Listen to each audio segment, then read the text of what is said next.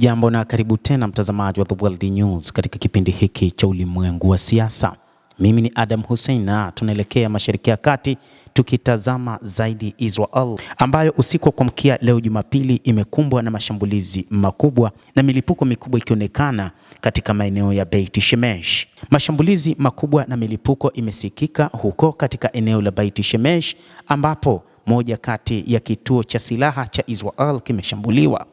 Wingu kubwa la uyoga lilifuatia mlipuko huko Beit Shemesh magharibi mwa Al-Quds inayokaliwa na Israel mnamo Jumamosi usiku.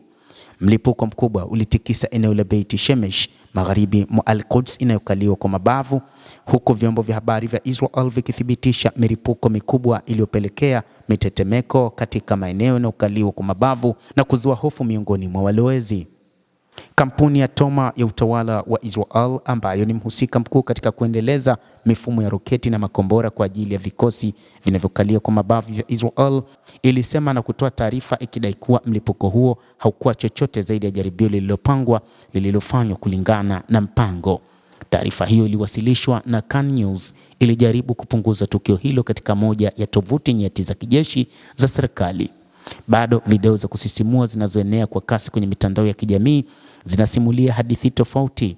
Kanda za video zinaonyesha mlipuko mkubwa ukitokea kama mfano wa uyoga lililotanda juu angani, likionekana kwa mbali sana na linalofanana na matukio ya ajali kubwa katika kituo cha kutengenezea silaha. Kiwango cha mlipuko huo kimeibua maswali mazito kuhusu hali halisi ya ndani ya kambi ya kijeshi na viwanda vya Israel ambayo imekuwa chini ya mzozo unaongezeka, huku jumuiya ya Kizayuni ikiendelea na kampeni zake kali katika eneo zima.